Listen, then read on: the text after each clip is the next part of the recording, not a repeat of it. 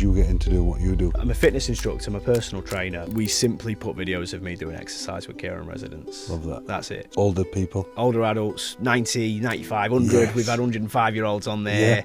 So I started posting these videos and they took off. They get millions of views, and Kim Kardashian shared our post and Sydney Sweeney shared our post. And it's just about showing that when you get old, if you move into a care home, life does not stop. What do you think that your job has taught you about life? When you ask for advice, or when you ask what their regrets are, or what they loved about their life, it always goes back to the point of I was loved, or I had loved, or I didn't get to love, and that's it. I tell you what, question 4 today that the last guest has asked you is going to be a really interesting one, because I'm not sure you're going to be able to answer it.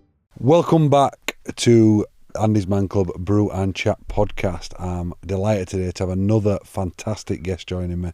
Every week we bring you complete different aspects of all different elements of life, and today I'm really excited to dive into this one. So we're starting typical Andy's Man Club fashion. Give us your name and a positive reason for being here. My name is Bailey Greethan, and a positive reason for being here, it's adventurous. I'm excited. I like getting out of my hometown. I love my hometown, but I always like getting on the train and sort of seeing the rest of the country and seeing how everybody lives. You sort of sit there on the tube and everyone's got their heads down and everyone's busy. So I like to soak all that in because it's much faster down here in London. It is. Do you know, it's great to have. I think you're as first. Oh no, we've had a northerner, but but you're a lot closer to me. There's other northerner on here. We're from Cumbria, which is. It's actually more north than us. Yeah. Yeah, so he's more of a northerner than us. We're probably southerners compared to... we're southerners compared to compared to them, yeah. But it's good to have another fella... Grimsby's not Yorkshire, is it? It's not quite. Grimsby's a weird one, because it's like top right of Lincolnshire, but like Hull's just across the bridge. Yeah. So we're sort of awkward in between. Yeah. Some might say Yorkshire, and the accent's a real mix of Yorkshire and Lincolnshire. Yeah.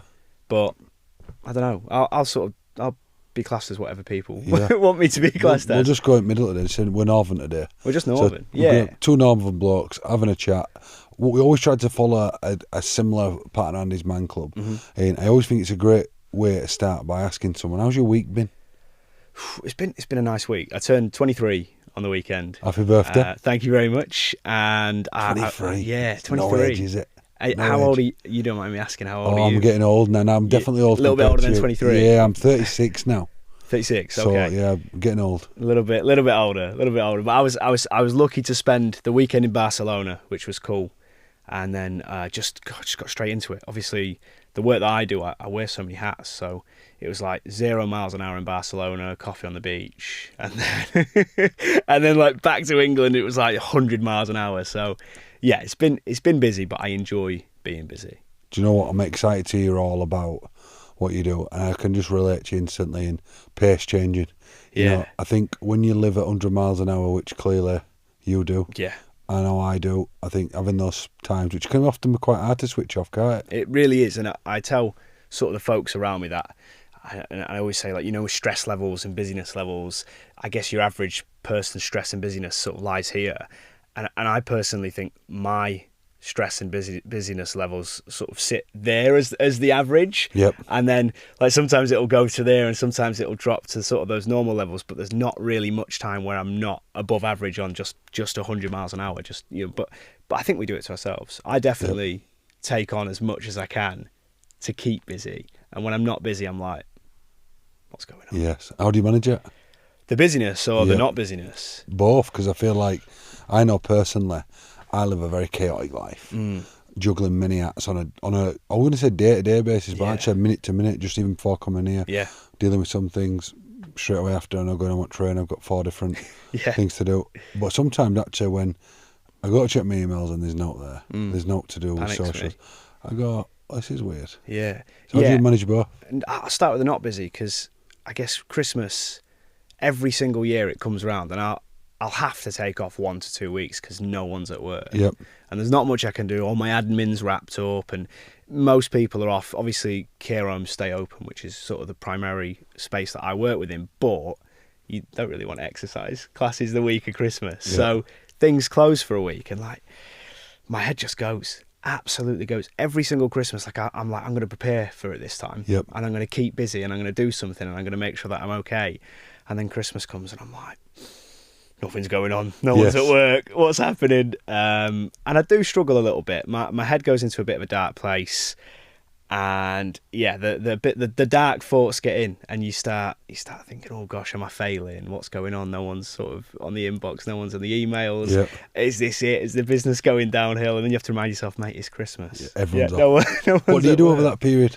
Christmas. When you say Christmas, are you thinking Christmas Eve to like that?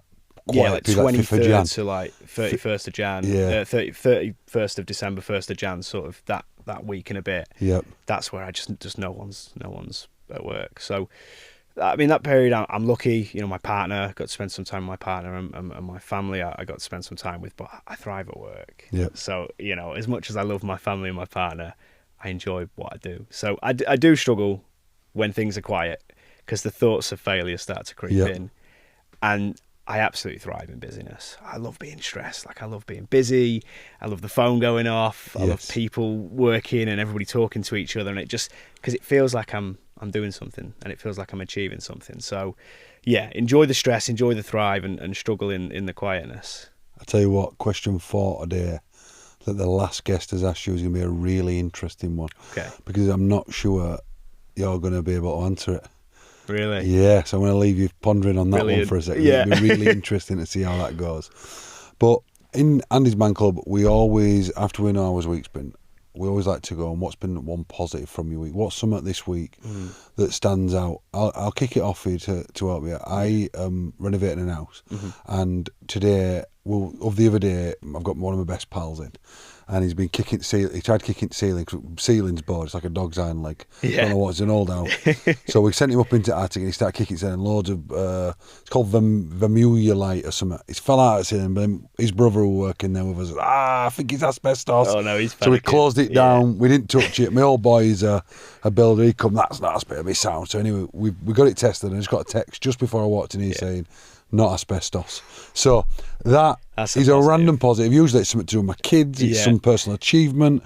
But this week it's just having no asbestos in my house. Yeah. What's yours? I think my positive is this week is the first week for years that I've been able to breathe properly through my nose. Right. I had a septoplasty surgery, which was like to go in and straighten everything out. Yep. I presume years of getting punched in the nose from boxing. Obviously not very good at boxing, or my nose would be all right. Yeah. I presume the years of that has just ruined it. And so for a good couple of years I just put up with just like, can't breathe, can't smell properly. And I finally got the chance to have an operation. I just took it. And again, similar, the considerations was like, oh, if I have an operation, like, am I going to be able to work? Am I going to have to rest? Like, I'm not a big fan of time off. And so I had it because I thought I need to change something. My nose is been bugging me, and this week I can smell, and I can breathe, and it's brilliant. Something I've not been able to do in That's a great one. 2 years. It's definitely a first for me. That yeah, proper random one. Well, I was thinking about like business achievements or personal life. I was like, you know what, I'm gonna go really off the cuff and say, I love that. I can smell and I can breathe through my nose. Well, tonight is an interesting one, isn't it? Because you're not just down here in London for our podcast. Yeah. You're also going down to Westminster. Yeah, so I've got dinner in Westminster tonight, which is it's not an every week occurrence. I'm with a group that I'm an ambassador for called Care England, and so they've got a big conference tomorrow, and we've done loads of sort of research work with Care England I'd say for the majority of my career. I've sat there and I've gone to my team and I've gone to the people around me like, we know what we do is good, and I think the people around me know what we do is good, and the residents that receive the work that we do enjoy it. Yeah. And we sort of was like, oh, that's good enough then, isn't it? We know it's good, everybody else knows it's good around us, that's fine. And we got to a point where we were realising maybe we should put some pen on paper and we should start putting some research projects out there to see what's going on behind the scenes, the theoretical side, something that I've never really been very confident on. And so Care England have helped us create 2 white paper reports that I incredibly got to present to the Minister for Care the other week, which was a shocker for me. And so tonight is a little dinner before a conference tomorrow. So cool. Yeah, it's a lounge suit. I had to look up what a lounge suit was. What's a lounge suit? That's what I've gone with. I've gone for a beige suit on the back of the door. That is for those that can't see it. It's a bit it's corduroy beige suit, and I got it from I think a British Art Foundation charity shop. That's class. I love that. Yeah, so that's tonight. I think I'll be in the cheapest suit in I doubt Westminster. it. That looks a sharp suit. I think you're going to be rocking that today. I think it's next. But some old boy decided they didn't want it anymore, and now it's mine. So, well, I think you'll smash it. Yeah. I think it'll be good. I've been there a few times now. It's a scary place, and it's an interesting place. Yeah. I've been there for a few different reasons. Like, my favourite reasons for going there is a friend of mine used to be a driver for a lord. Okay. And so I used to go there. I've been there many times for AMC on more formal stuff, but informally, when I used to work, being in and out of the city for work, my friend who, older bloke, was a driver for a lord. He used to say, come and have lunch. So we'd go and eat lunch in the lords. That's in cool. their cafe. So I just find that wild. Like, so none of the other stuff matters to me. Like, it matters, but like the bigger stuff, it's more like that fun stuff of just sitting in there having dinner. Yeah. On a dinner break. What's going on? So I got into the pub in the House of Commons. Yeah. In the House of Commons, and that's an interesting place. Just a load of politicians and reporters and journos and that. Yeah, just I managed to get. What did I have a pint for? I had a pint of Guinness for about £4.50. Something like that in London. I was like, whoa. Yeah, it's all subsidised. It's all subsidised. So it's all on our. We won't go political. ANDYSMANCLUB, we don't talk politics. But it was really cool to be there because I was there representing the work that we do, and the same for you. You know, on the other occasions you got to represent AMC, and it's nice to be listened to by the people that decide what happens in our country. Yeah, we went down last Monday for a all parliamentary group chat around the men's health strategy. Yeah. So that were really good. So, if I were to ask you, you've got out to get off your chest, but what we use this section for is this: tell me who you are. Tell you who I am. Yeah, who's Bailey? Take me back to early days in Grimsby. Before moustache. Before the moustache. Yeah. That was it. Yeah, that was a different life. I mean, I grew up on the West Marsh. Dad sadly left early on. Parents just didn't get on. Yep. Split up, and we didn't sort of see him. He had a busy life doing businesses and trying to get things working for him, and sadly made some mistakes that didn't put him in the best position. He sort of wanted everything now, which is something I fear I also have. The need to do everything now and to get everything sorted and to achieve stuff is something I fear had passed down to me, but you know, I've managed to learn from his mistakes, and so you know, early days it was single mum, me and my sister, moving around from council house to council house, but you know, that's not really an uncommon story from where I'm from, and so you know, I don't speak about it too much. I'm not trying to sort of say the big sob story. You know, we had a lovely council house. Actually, we had a really nice one, and we were really lucky. And you know, we had a new build on a council estate, and that was it. We were lucky, and you know, the benefit system was something that supported us growing up. Sadly, we had to file for bankruptcy as a family because of the mistakes my father made around businesses and you know, remortgaging houses and sort of getting into that pit of I guess ambition. And doing what it takes to succeed, but sadly it not paying off, and then the responsibility fell on my mum and us, and so you know, 5-6 years old we were you know, bankrupt and living off of benefits, which was not as hard as it sounds. You know, we were fed, we were clothed, we went to school, we didn't go hungry, and we even managed to get a couple of holidays in. So you know, it's not as hard as it sounds. But that was the start, and so you know, it wasn't easy, but it wasn't necessarily tough. You know, I don't want to come out here and make out like I had a real hard upbringing, because there's people out there that have it bad. Yep. You know, people out there that have it really bad and really tough, and you know, my heart goes out to those that are struggling. And we were lucky to have the British system on our sides to support a family in need, and that's what I'm thankful for. But yeah, I soon got into secondary school, and you know, struggled a bit with my first ever experiences of mental health. I think tell me about that actually. Yeah, when I was about 13, 14 is my you know, I went to secondary school and didn't go to the same one my friends went to. Struggled in primary school anyway. I think because of my upbringing, I always found like uniformity harsh and hard on me, and I didn't particularly enjoy structure and lessons, and school just didn't feel for me growing up. So I'd you know, have outbursts and go against the grain, and just I didn't really care for school. And then when I went into secondary school, I found it tough. I found it really tough. I didn't go in with any friends. I I wasn't particularly a clever kid, so the lessons I found really, really hard, and so I just found myself having those outbursts again and sort of, kicking off and walking out of classrooms and causing havoc for others. And it got to a point where school really wasn't for me. Yep.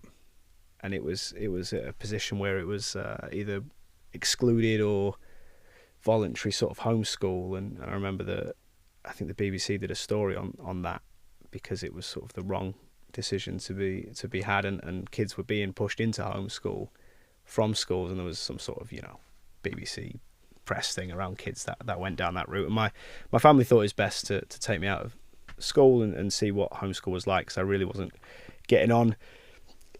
My grandparents took me in at that point. Yep. They sort of said, well, if you're going to do it, your mum's got your sister, and I think I had a brother by then, a little brother by then, or he was on the way. And so my grandparents gave me a bit of a second chance. I was a young lad, struggling, not getting on in where I needed to be in society at that time in school. And so my grandparents said, we'll take you in. You can come live with us, but you've got to get working. That was the condition. If you're going to be homeschooled, you've got to do the work. So yes. I thought it was an excuse to play video games all day and sort of, sack school off. But my grandma had come in every day, and she'd bring the worksheets. I don't know where she got these worksheets from. I mean, my grandma's not tech savvy. She don't have a printer. She don't have Wi-Fi. But she found these worksheets, and she'd come and make me do these every day. And I think it got to a point where I spent about 8 months at home. We were living with my grandparents, and I was fed up.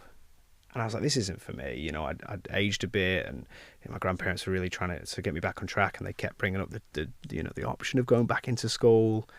And at the same time, I was really not feeling good about my mental health. I really wasn't feeling good about my physical health. I wasn't looking after my body. I was a young lad going through puberty and all that stuff. And so I decided to start running. And I remember I went running for the first time in a pair of jeans and plimsolls, because I just never had access to... I'd never been a sporty kid. And so we never had that stuff. And I ran for about 30 seconds. And then once I was dying, fully, breath, couldn't catch my breath.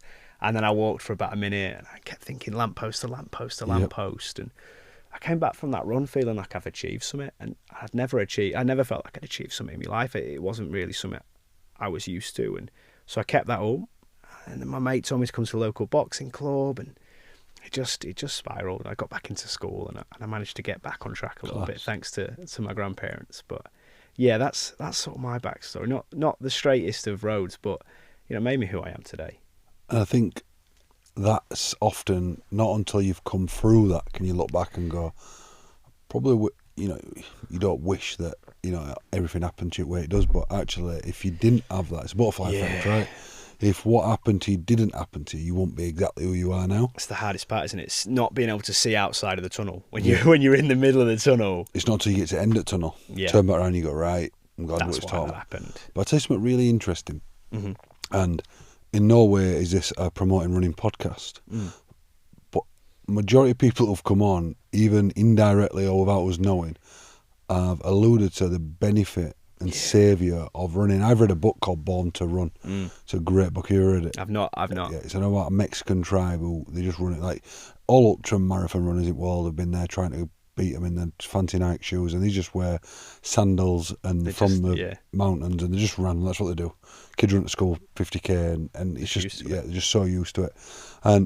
But it's about this innate need to run. For human beings, I think we've always ran as like humans, haven't we? Because we've run after hunting and chasing the prey, and so I think there's this. We're built for it. We're built for running, and if you look at how we've evolved, we have evolved to go from four legs, hands and legs to the two. So I think it's just in our blood, and I know there's something freeing about it. You're there and you're out of breath. Yep. And it's hard, and you want to stop, and you're sweating, and you're thinking, this is the worst thing I've ever done in my life. What? Can I swear on this? Gosh, can. What the fuck am I doing? I'm running. This is ridiculous. I want to stop, and your brain's like, please stop fucking running. This is hard. And then you do 2-3 miles, or whatever it might be. I try to aim for 2 or 3 miles, and you stop, and you go, that was amazing. And it's like 1 minute you're in the epitome of hell. the next minute you feel like you're on cloud nine. And I don't know what it is. It's runner's high, maybe. Do you still run?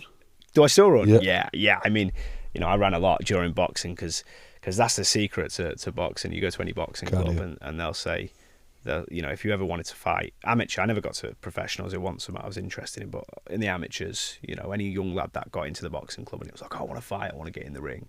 It's like, get on the road first. Yeah. It's like, what? You got to do the go road fight work. with the tarmac, fight with those demons in your head that tell you to stop. Yeah, you got to get on the road first. You got to do the running first. You think the work's done in the gym. It's not. Boxing, to be fit for boxing, is done on the road. It's done running. And that's it. So I spent a lot of time running. I still run now. I still go to the boxing gym. I don't compete anymore because you got to be. I'm not fit enough. I'm not fit enough to compete. I think I'd get.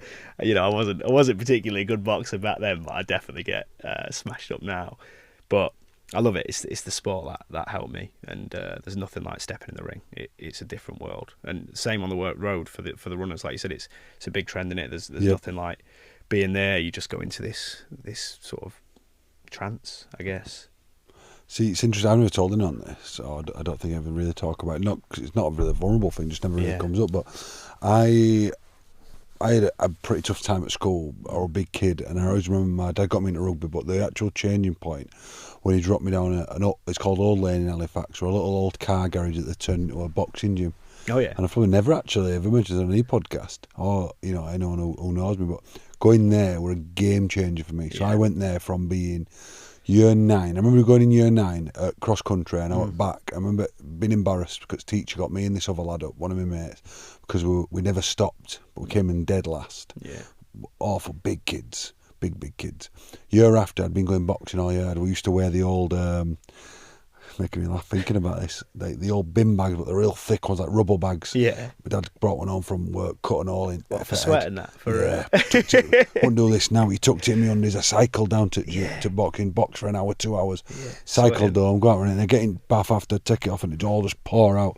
Yeah. And I lost a lot of weight, and I went back, and anyway, I came like 5th in cross country then, right at school, which is a massive. Everyone, how have you done that? Yeah, in a year, just turn it around. How have you done it? And it were always summer that, because I played professional rugby, I did. Right. And it were always summer that when my rugby career started to dip and go back, and a great guy called Robert Paradise, Paz, I'd go down to a local gym, he'd just knock me about. Yeah. And it'd just really get me back in game. So I just think sometimes having something that can ground you, and boxing, running, it grounds you. Things that ground you, because you can't really have an ego in those things, because there's always someone better. There's always someone that can.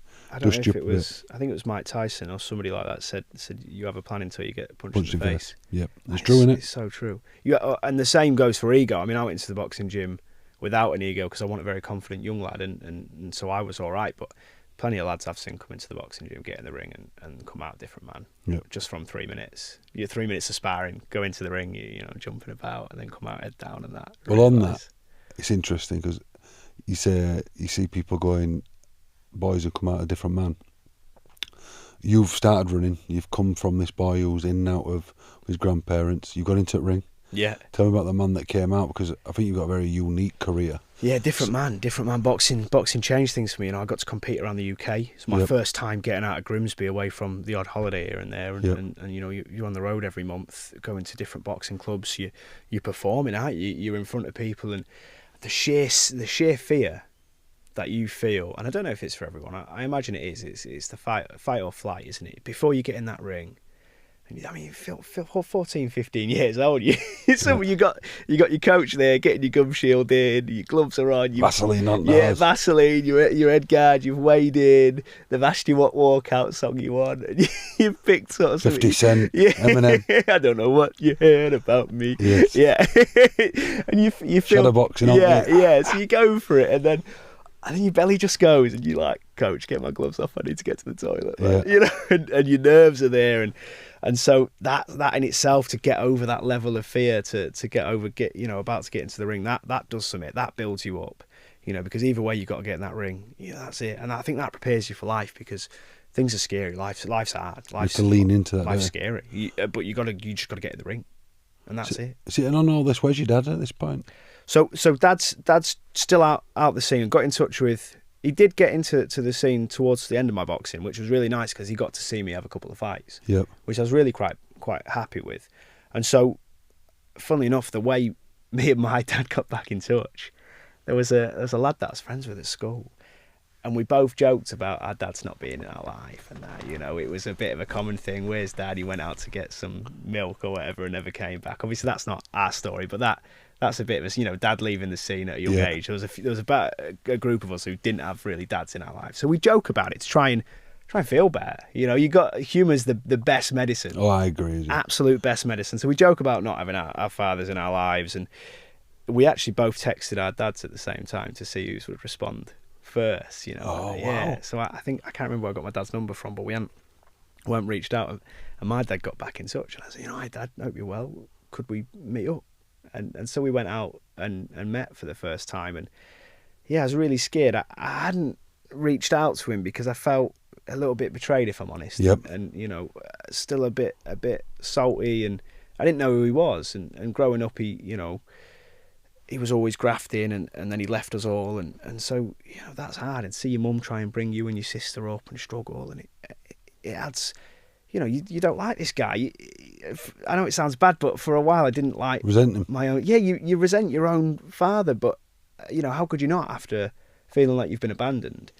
So it took a lot of courage to reach back out, and then I did, and you know, I found out what had been going on, and you know, it turned out he had muscular dystrophy, which is a muscle eating disorder, and you know, slowly takes somebody's life. I mean, the life expectancy for somebody with muscular dystrophy is much shorter. There's no cure for it. Right. So I found out, you know, he's slowly dying and wasting away. And I think when I was told that, I think it changed things, and you know, I managed to find the courage to forgive him.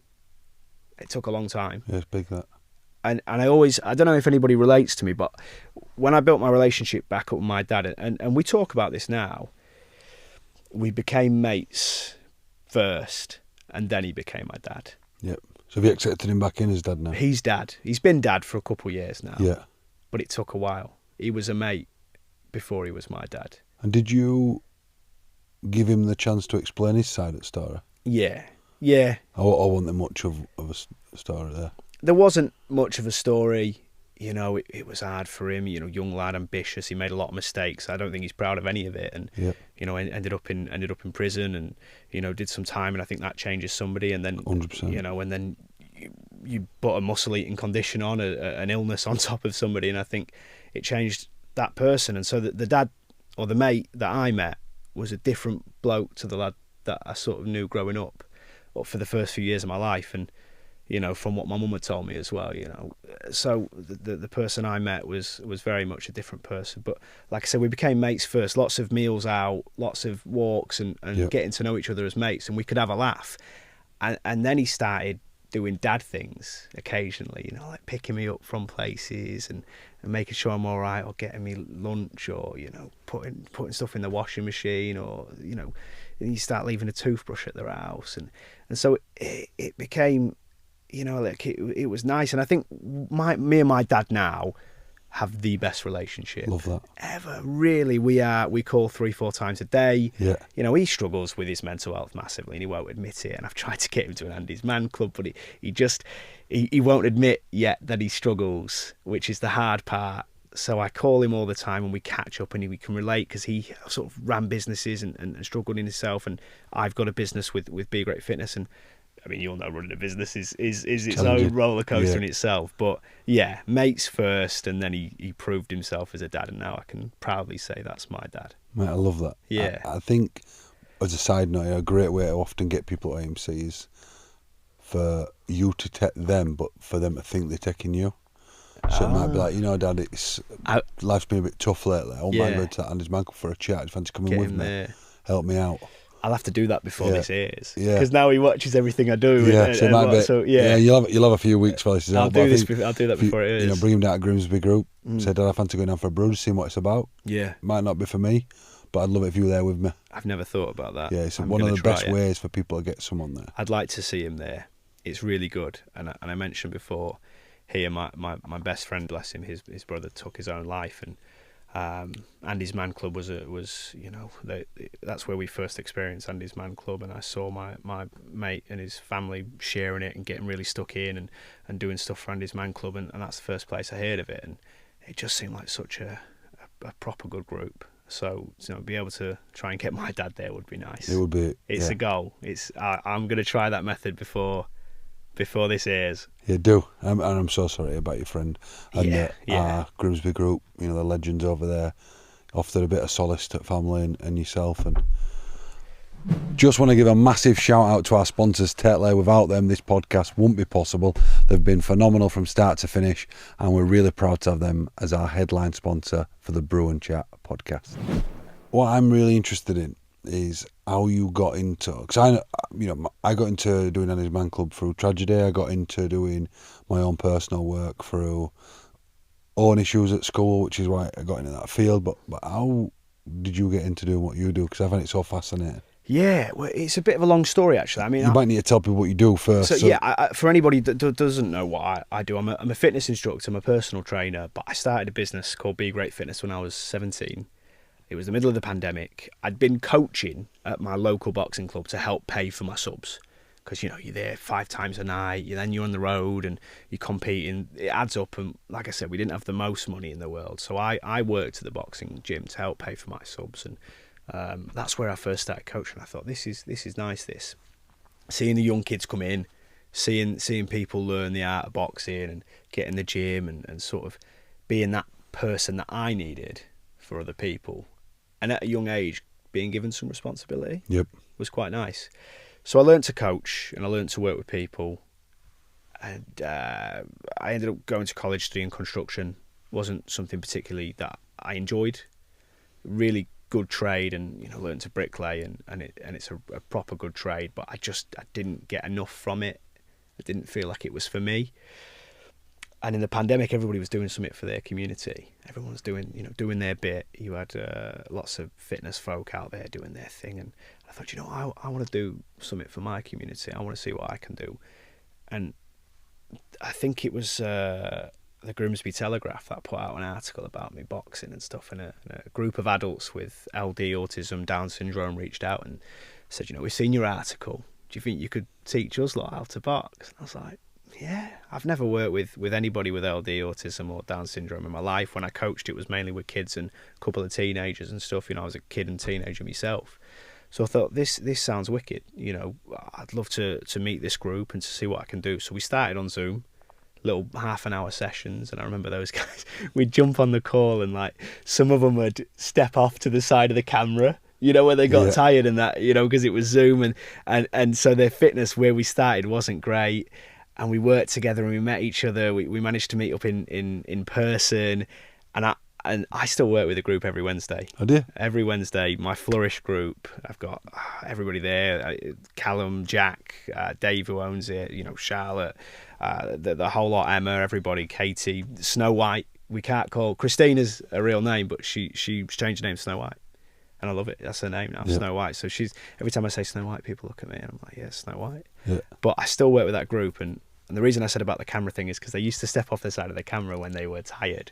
But we've been working with them that long. They absolutely smash it now. There's no hiding. There's no, we met in person for the first time, and I remember BBC Look North came to do a piece on it because you were allowed out in parks, and lockdown was weird, man. Yeah, it was so weird. It was odd, and it's such a blur as well. It doesn't add up in my brain. Yeah. So we met up in a park and we did our exercise sessions outside in the summer for the first time. I was doing this free of charge, and Dave came to me and was like, we can pay you for this, and I was like, if you want, I'd love to do this as a job, and then got a little part-time job as a local community centre doing boxing again and sport, and so I started teaching out in the community. It just dominoed. I started working with lots of different groups. I got into schools doing kids with behavioural issues. Yep. Because I think that was something, I struggled with myself, and started working with the kids that got kicked out of mainstream schools, alternative provisions, and loved that. Loved the feeling of being able to get round to a young lad or a young girl who was really struggling, and no one could get round to them, but you sort of found a way in and managed to help that young person, and that was really nice. And then, worked with my adults with LD, and did some work with dementia, and sort of, I was 18, 19, 20, out in my local community doing all sorts of different exercise classes for all sorts of different groups, just learning how people work, how people tick, what people need, what people don't need, how people need to be coached, and I just found it so rewarding. And one of the things that I was really passionate about was not charging people for our sessions. So for the first few years of our company, we would only do like funded projects or projects where the school paid for it or the community centre paid for it. So participants were not paying a penny. Love that. And I think we helped over 1,000, nearly 2,000 people access free exercise in the community. And that was wicked. And then I found care homes. I realised they were still struggling after the pandemic. And obviously my grandparents raised me for the most part of my life. Ah, that's the tie-in, yeah. Yeah, and so I had this deep-rooted love already for older adults through my grandparents, through listening to them play Dean Martin and Frank Sinatra on the old records and sort of, you know, watching the movies. And yeah, I just loved older people already because of my grandparents. And when I realised care homes were struggling post-pandemic still, and they had a lockdown they locked down far past our, what was it called, you know, freedom or whatever it was when lockdown was lifted for us. They had to stay in lockdown. And so as a sector, the care sector, it was devastated. I was lucky. COVID for me was a bit of downtime. And I feel like such a sod saying that, because I know that for some people, COVID genuinely was the end of the world. Yep. Some people were devastated by COVID, you know, lost family members and friends, and it was harsh. But it's always so weird to me how we all had different experiences. But anyway, care homes were devastated. They took the real worst end of the stick there. And so I just knew exercise, one, would be something fun, but two, would be so beneficial for these older adults that sat there, that haven't had activities, that haven't been able to have people come in.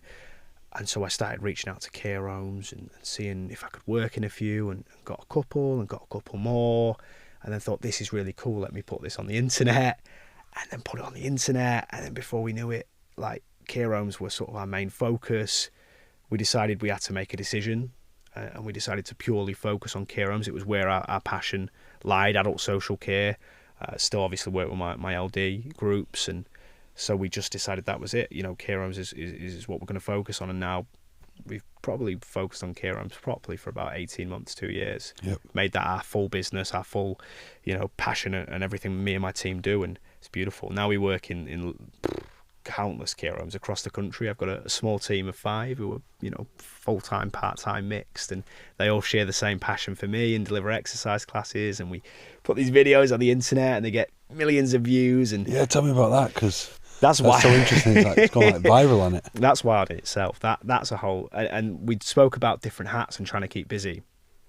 It's a different job in itself. So my job's, I'm a care home fitness instructor. I run the business and manage my team. So I manage my team who also, you know, go out and do the same job as me. I do the social media now, which is in itself, you know, 150,000 TikTok followers and 108,000 Instagram, and wow. Facebook's, I think, on 37 or something. We just started Facebook.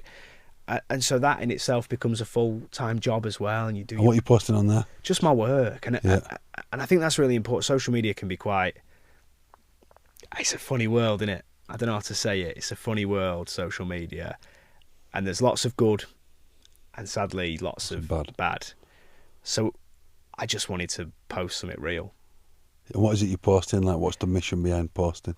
We simply put videos of me doing exercise with care home residents. Love that. That's it. So older people? Older adults, 90, 95, 100. Yes. We've had 105-year-olds on there. Yeah. So I started posting these videos and they took off and they've really snowballed. And now we have a cameraman that comes around with us and we film these videos and family members see it. And they go, oh, that's me mum. And oh, she's well cheeky on camera. She's not like that around us. That's brilliant. And look at her exercise. And, you know, we've made dreams come true. We had a resident, rest in peace, Norma, who wanted to meet Robbie Williams.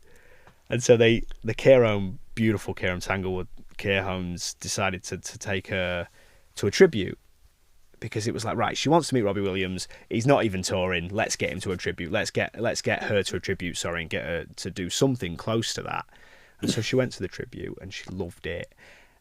And I put a video out on the internet saying, sort of, she was getting her hair done for the tribute. And I said, where you going? You look gorgeous. And she said, I'm off to see a Robbie Williams tribute, but it's not the real person. I was like, well, I'm not sure Robbie Williams will be at the Coach House in Grimsby, but, you know, you'll have a great time. And I said, if we put this on the internet, Nora, if you sort of wanted to meet him, would you be all right with that? And she, yeah, put it on the internet. So she did a call out to Robbie Williams, and before we knew it, we were video calling him, and he did a FaceTime just before Christmas, and they spent 25 minutes chatting. I mean, this is how good is that? 94-year-old woman from Grimsby or Hull, I think she was born in, and then she was FaceTiming Robbie Williams, and that ended up on Australian telly and all sorts. So, that's phenomenal. So making people's dreams and wishes come true. Older people who never done this stuff is really something I'm passionate about. And then the exercise is huge, genuine movement, getting people active and expanding their life, making sure they live longer and better. And then I host a show called Old Friend Club, which is a show we created with Puberty Group. Ollie Williams, the producer there, the creative director, found me on social media and asked if I wanted to help create something with them about older adults, and I said, yeah, absolutely, this is wicked. I mean, Puberty have 47 million followers. They're huge. They're like a lad Bible. I think they're bigger than lad Bible in some instances. And so I was like, me, you want, little Bailey Greethan from Grimsby to come and make a social media show, and we did. And Kim Kardashian shared our post, and Sydney Sweeney shared our post, and we've spoken on breakfast TV in Australia, and they've got an American version of it now. And yeah, it's mad. But I think for me, everything, the exercise, the show, the lot is just about showing that when you get old, if you move into a care home, life does not stop. It does not stop at all. It's not the end of your life. It's just the next part. And to show that care homes are full of life and older people are full of wisdom and love and joy and banter. Well, on that wisdom bit, I'm obsessed with this idea that we're all going to die. And in a non-negative way, it's actually the quite opposite. It's a realisation of how precious life is. Yeah. And I often think about when it comes to that moment right at end, which is when you go to care home, you usually are. Yeah. You're getting towards it. You are. You are. The next stop after that is whatever you believe afterlife, in. Yeah. What do you ever end up getting into any conversations about life and regrets, or do they talk about what their biggest lessons in life has been? And all the time. Give me a few nuggets that just stand out to you as a 23-year-old young man. Yeah. What some people have said to you where you just go, shit, that is powerful. Do you know what it always comes back to? Always comes back to love. People have had careers that have spanned decades and climbed mountains and fought wars and built buildings that we'll walk past in London. I'm sat with residents who've partied with Freddie Mercury. The stories that I've heard are insane. Every single time it comes back to love. Loved ones, the feeling of love. When you ask for advice or when you ask what their regrets are or what they, loved about their life, it always goes back to the point of I was loved, or I had loved, or I didn't get to love. And that's it. The thing that grounds us all, the thing that we all experience, whether it's love for another human or it's love for something we do, it's our heart. And it's what that does for us and our soul. It's deep, that, man. Deep. It is, because it's coming from a 105-year-old who has seen it all, who did code breaking in World War II. A real woman who, bless her, she's passed away since, and we went to a funeral in Lincoln, and it was beautiful. And Joan, she was a real special soul. And what do you remember about life? What was your favourite thing? And her answer was every single time. I loved children. I loved my children. I loved animals. I loved doing this, and I managed to. I had a happy life, and the people around me. It's not like I earned 40 grand. In 2 months or in a year. It's not like I drove a Mercedes or I wore a certain watch or my wardrobe was Dior. It's never that. It's I got to love my husband for 60 years, or my wife, or my kids, or my job was about this, or that, and it's about the passion behind it. So you sit down with these older people and every single time they shock you, because right now we're so driven to succeed. And at the beginning of this podcast I was talking about it myself. If I'm not doing anything, I feel like I'm failing, and that's ridiculous. Yeah. And even now, after hearing so many people say I just want to be loved, or I just loved loving somebody else, I still find it hard to break out of this cycle of the pursuit of greatness. and just accept that love is just it. That's the goal. Love somebody, love yourself. What do you think that your job has taught you about life? That it's short. That you're lucky if you get to 94. We all think we're going to get old, but only the lucky ones get old. Deep. Yeah. Very. That is deep. At Andy's Man Club, we always finish with a question 4 and 5, and our last guest has asked you this question. But this question 4 for you, I think, right, might be difficult, be interesting. Mm-hmm. What they wanted to know is because they struggle with this. Yeah. They're a commercial director of a big company. Okay. And how do you wind... They don't know who's going to be next guest. This is what's beauty about it. It's a total random question. How do you wind down in the evening to sleep? What do you think about and why? Do you know it sounds weird, and you said it earlier, but like, I think about death sometimes, and it sounds really random, that, but the thought of me eventually not being here is soothing. We don't get forever, and we don't even get tomorrow. So to know that one day I'm not going to be here is in its own depressing way a relief. Yep. Everything I do now and here is something I should cherish and care for and feel excited for, because one day that's it. So that's how I sort of switch off a little bit. I sort of look at death because it's all around me, because I work with older adults and they're very conscious that the next thing for them isn't a promotion. It's the end of their life. I think it really puts it to perspective for you. That's it. It's not guaranteed. It's not guaranteed. So the way I wind down is sometimes I meditate, I listen to music, the normal things. But if I'm really struck, if my mind's really going, I have to remind myself that it's not forever. Yep. It's not guaranteed. And what you've done today was great. And if you get to wake up tomorrow, fantastic. I think we're very aligned in that belief system. And I think when you're around death, which I've been around a lot, near life death experience really give you a life appreciation. Yeah. From a more pragmatic point of view, just on the sleep. Of course. I give Mike, because I'd like to say sleep is something I'm extremely passionate about. Love a bit of sleep. Yeah. Everyone talks about morning routines. I'm very evening routine. So for anyone who does struggle with sleep, there's some really simple mechanisms you can do. And the real simple one that come to mind is sleep in a near to pitch black room. Yeah. No technology in your bedroom if you struggle with that. Cold if you can. Sleep as near to naked if you're happy to. And another one is there's a great supplement. It's not medication. It's supplement, magnesium glycinate. Okay. Yeah, it's something that it helps with the sleep hormone. Yeah. And I think number one though is just to try and get some of that junk or thoughts out of your mind. I love nothing more than a hot bath and just chilling out in dark, candle on, and then I'll go into my room. And like a baby, I'm out like a lion. It just came to my mind, and you saying that sometimes if I properly can't sleep and my mind's rested and I've thought about whatever in life, and it's not because my mind's racing, it's just because I can't sleep. You bang a pair. I like to sleep without socks. Sometimes if I bang a pair of socks on, I fall asleep straight away. I think something to do with like your hands and your feet control your body temperature. Yeah, they do. Yeah. So if you're too cold, back of your neck, hands and feet. Yeah. So sometimes, if we're looking for a practical tip, bang a pair of socks on. Bang a pair of socks on, there we are. Just like, switch it up, control your body temperature. And we always finish with a quick fire. And his quick fire for you was, when's the last time you went to a nightclub? Oh, you were just talking about like a proper nightclub. Yeah, we just said a club. He just said, you know what? It's from America. He's been over here. Okay. He don't remember last time. He just realised the other day. He didn't remember last time he went to a club. I love jazz, man.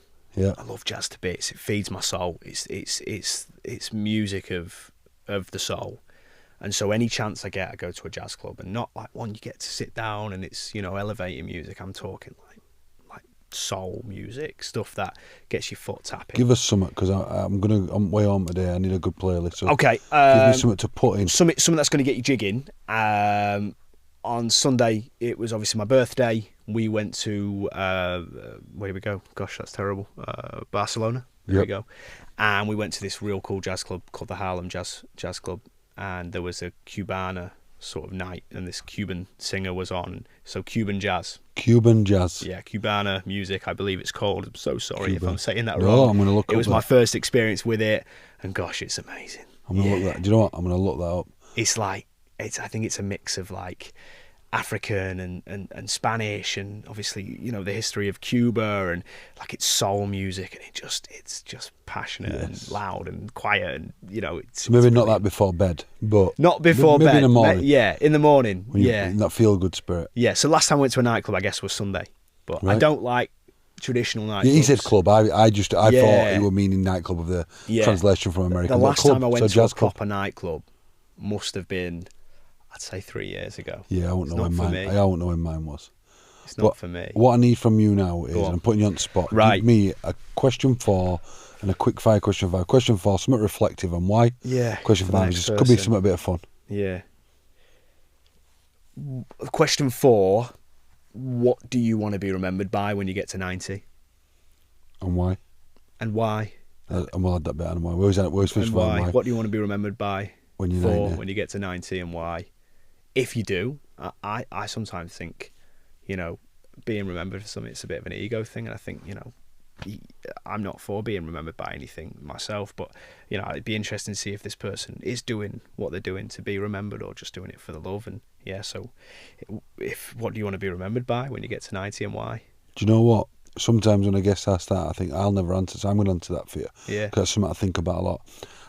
I never want anyone to think that I lost my sense of adventure and laughter. I love having banter, and I will do that with the skip lady I rang here on way here.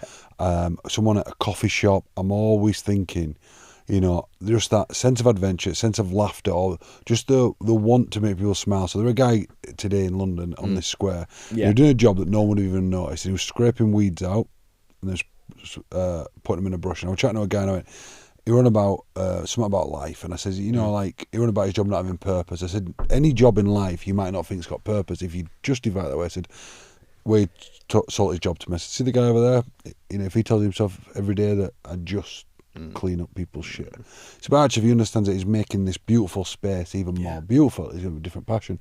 And I said, you know what, I'm going to thank him, actually. So when that guy had gone, I ran my and I walked over and I said, can I just say thank you? And he said, oh, what? Yeah. And I just want to say thank you, but no one ever says thank you because you're making this better. And he said, I really appreciate that. We all have a part to play, and I think it is perspective, isn't it? I think it's really important. Everybody's important. 100%. I think the more we can smile and see other people smile, that's the it. better it'll be. We said earlier, humour's best medicine. And I couldn't agree more. You need to laugh at yourself. So give me a funny question 5 for the next person. Funny question 5 for the next person. Gosh, that's tough. I don't particularly see myself as a funny person. Could be anything though. Yeah. Go on. So, what's the most embarrassing thing that's happened to you exercising? Great question. I've tripped over up a hill in front of a lot of people myself. Got back up, bloody knee. Definitely was embarrassed. But I think, what's the most embarrassing thing that's happened to you exercising? I'm going to tell you mine. Go on. I'm intrigued. I have IBS. Okay. And sometimes when I go running, it's bad. But there's a run near me where I was going out on my long run one day. Yeah. I think it was marathon prep, 16 miler, and the 3 mile mark is a local reservoir where they have a toilet, and I always can just make it there. Every time I get up there. You've timed it. Yeah, just like so my gut starts to come, and then there's one day it were like the clenching wasn't working. Yeah. But I thought I had, and basically I shit my pants. Right. And my missus had fell out with me before I went on this run. So she went and took the phone to me.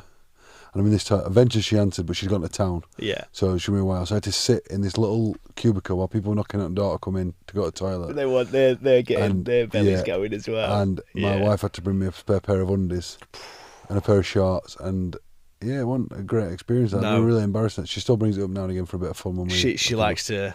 Just remind me of that. I think she's going to say that. A bit of banter with kids. She's like, don't forget you shit your pants at 10. You'll never live that down. She'll say that for the rest of your life. 100%. She'll use that forever. It happens, doesn't it? It happens. It does. You see the marathon runners. If you haven't shit your pants or on a run, you probably aren't a runner. Second most embarrassing thing, then go on before we move on or whatever, and the podcast. I'm creating a show at the minute that I'm trying to get taken mainstream, where I go around meeting athletes who are over the age of 70 doing extraordinary things, competing. Because I work in care homes and I see what aging looks like. Yes. On the other end of the spectrum, you know, when people don't particularly whether it's their own health choices or whether it's health, that's happened to them, they've had a stroke or, dementia or whatever it is, their health's maybe not the best.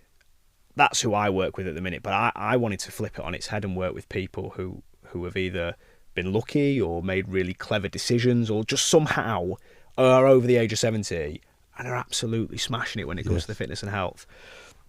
And so we filmed the pilot, we've self-funded it, me and my cameraman went down, we filmed with a lady called Melanie Lester, who's a 72-year-old powerlifter, gold medalist, just competed in New Zealand and won a silver, and she's an absolute unit, and she got us powerlifting. And two things have happened. When we actually powerlifted, I think she got us to 110 kilograms. And I'm not a weightlifter. I do a bit of running, I do a bit of boxing. I'm all right. I can lift a bit of weight, but I wouldn't say I'm very good at it. And so I did this deadlift. She smashed out 2 reps. I went halfway up, and I just farted, man. The camera's rolling. You can't beat that. There's the PT in the gym. There's a client in the gym. Mel's watching. We've only just met maybe half hour ago. She laughed? Yeah. Yeah. She said, look, when we're on that stage powerlifting, said there's people that have got the barbell in their hand and they're spewing and they're still taking it up, or they've weed themselves and they're still taking it up, or they've pooed themselves and they're still taking it up, and so don't worry about a little fart there. Mate, I love it. But that was probably the most, and my cameraman's insistent that we keep it in on the edit. Oh, you should do. You reckon? Yeah, 100%. I've said it now on the internet. Yeah, real, innit? So we'll keep it in. But that's the sec. But yeah, so I really I'm desperate to meet athletes around the world over the age of 70 and do 3 things: work out with them to see what a 23-year-old, who I'm hardly the fittest bloke in the world, but I've done a bit. Yeah. And see how I can keep up with them. To eat with them, because I think food's everything. Yep. Nutrition, food. We're about to work with Appetito, a catering company for care homes, and we've worked on some really cool stuff with them about nutrition and food and what it means to eat right at an older age. So I'm big on nutrition and food, and talk. Yes. Interview. My experience now from Old Friend Club and interviewing care home residents, I must have spoken to hundreds and hundreds of people, and shared wisdom from 90-year-olds to 100-year-olds, like I mentioned before. So yeah, do those 3 things and put that out into the world. See what we can. I'm excited to see that. Yeah, see what we can do. See who we can inspire or who we can educate, but share those stories of extraordinary older adults who are competing over the age of 70. That's unreal. That. It's going to be cool. Well, do me one last favour, because you've been phenomenal, Dan. I've loved this. I really have. I've been a bit vulnerable, if I'm honest. I've shared some stuff about myself, and it's been nice. It's been really nice. Give us your one message to the world. I always think it's hard saying one message. Yeah, but, that's tough. But give us one. It doesn't have to be the one, but just one message to anyone listening now, where it's just like, this is what I want you to know. I'm gonna come away from the whole older adults and wisdom thing, and I'm gonna come back to something I've told college kids when I do talks about business and what you do for your job and what you do for your life. I'm very lucky. I get to do something I'm passionate about. My full-time job is my passion, but I've grafted for that, and it's hard. But I always tell the younger folk that I speak, and I'm young myself, so it's weird saying younger folk, but the younger folk I speak to, I always tell them, you've got to try and do something you're passionate about. Even if it's just on the weekends, even if it's not your job and you can't manage to make your passion your job, that's fine, but you need something in your life that you're passionate about, because when you get to those hard times and you hit those speed bumps, which there's plenty of them, 100%. It's like a school zone. Just 20 miles an hour, speed bumps, there's loads of speed bumps in life. If you're passionate, you're going to get over that speed bump. If you've not got the passion there in life, if you're not doing something you care about, whether it's in your job or in your weekends or out of hours, you're going to get halfway up that speed bump and you're going to come rolling back down the same way. Love that. Find something, whether it's in work or at work, just that you're passionate about. You care for. Quality. That's I hope my you message. don't stop doing what you do and looking after our older generation. Thank you. And giving them the best end of life. This has been phenomenal, mate. Thanks for having me. Learn about you, understand you. And thanks for everything you do. It's really special. Men struggle. We do, and it's bad out there. It's harsh out there, because you can have a million people all shouting the same things about men should talk, we should talk, but we don't. And it's hard, but we need to keep battering that drum, sharing that message, and giving them a platform to do so. Giving them a platform to do so. Men should talk, but it's not always that easy. No. which is why we need things like Andy's Man Club. And like this. And bringing people together from a host of different backgrounds. I love my lads. I love my mates. And they're great. And I hope they know they could come to me for anything. But if they're ever struggling, I just want them to know that we're all in the same boat. We all have our struggles.